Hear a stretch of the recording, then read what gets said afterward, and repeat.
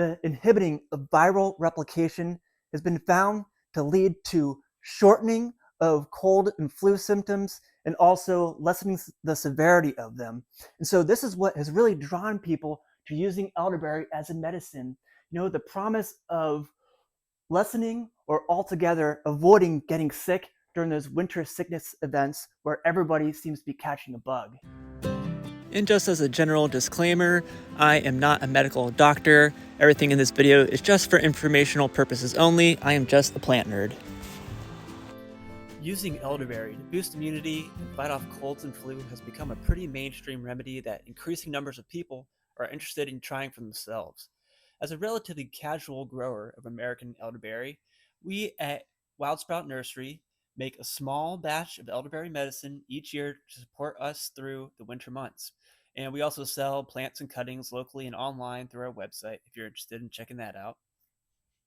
Now, if you look up the health benefits of elderberry, you'll see many buzzwords like anthocyanins, flavonoids, antioxidants, immune boosting, and high vitamin C.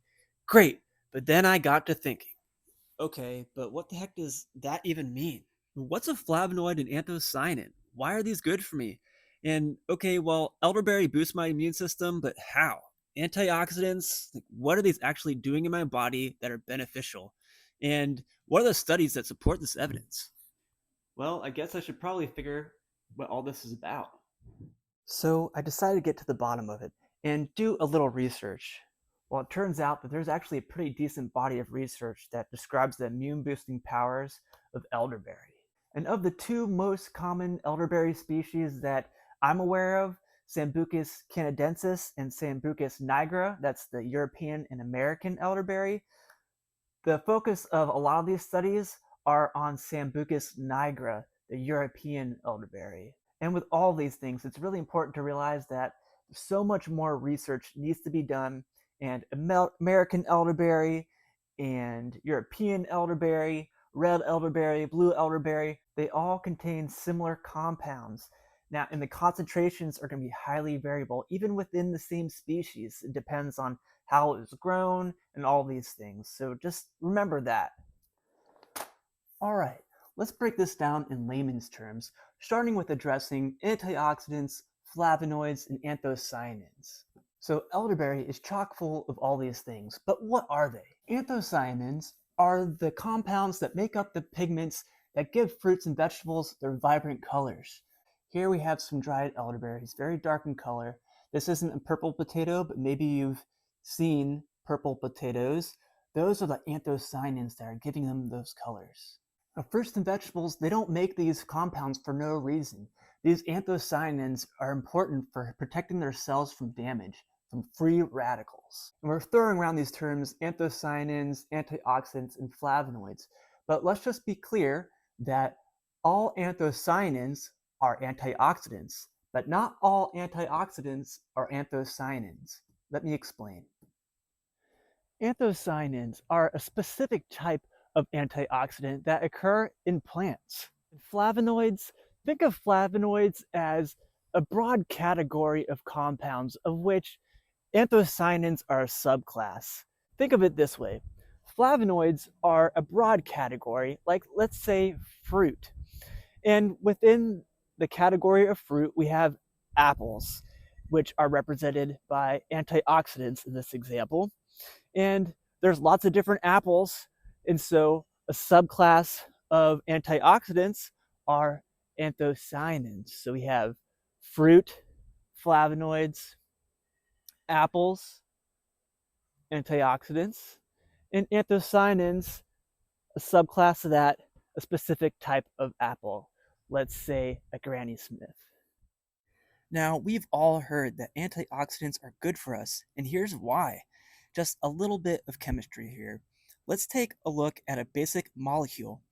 All right, now molecules are made up of atoms, which are made up of protons and electrons. Sound familiar? A healthy atom has equal pairs of electrons. It's when molecular bonds are broken and we end up with unbalanced atoms that we run into issues. Free radicals are what are formed.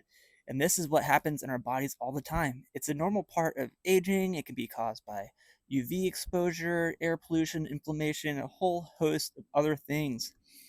These unbalanced atoms are also called free radicals, and they go around scavenging electrons from other atoms to balance themselves. This creates a chain reaction that ends up damaging cells.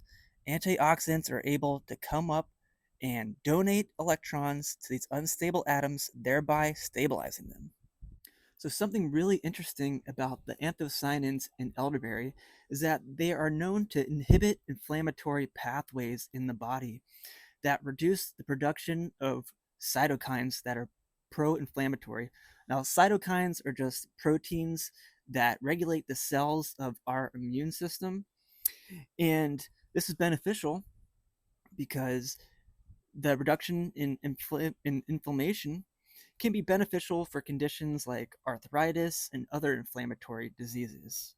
But this is where the long term use of elderberry comes into question because inflammation is a natural healing process in the body. And when we are constantly inhibiting inflammation in our body, that is when we can run into issues. But that is part of a whole other video and other topic of discussion. Whew, okay, you still with me? Enjoy this photo of my dog Haas while we gear up for some more discussion. Oh, and by the way, if you want a great sustainable source of elderberry to make your own medicine, check out my affiliate link in this video's description for Mountain Rose Herbs. This is a super reputable company and you won't be disappointed. Now, some of the most interesting studies that are coming out regarding elderberry are those that are studying elderberry's surprising effectiveness in inhibiting viral replication. Now, it does this through phenolic compounds. And phenolic compounds are basically metabolites from things derived from like flavonoids, tannins, and a bunch of other types of compounds that the plants produce. So this is where the promise of elderberry really kicks in. The inhibiting of viral replication has been found to lead to shortening of cold and flu symptoms and also lessening the severity of them. And so this is what has really drawn people to using elderberry as a medicine. You know, the promise of lessening or altogether avoiding getting sick during those winter sickness events where everybody seems to be catching a bug. And of course, elderberry is high in vitamin C. But why is that important? Well, vitamin C is a powerful antioxidant, and now we know why that's beneficial.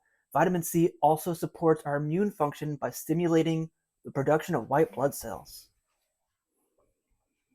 Woo! Man, that was a lot. But all this begs the question, how much benefit will I get from taking elderberry? Will this elderberry fizz help stave off the cold that's going around? Is the immune boosting power of elderberry all hype? Stay tuned, we'll get into that in the next video.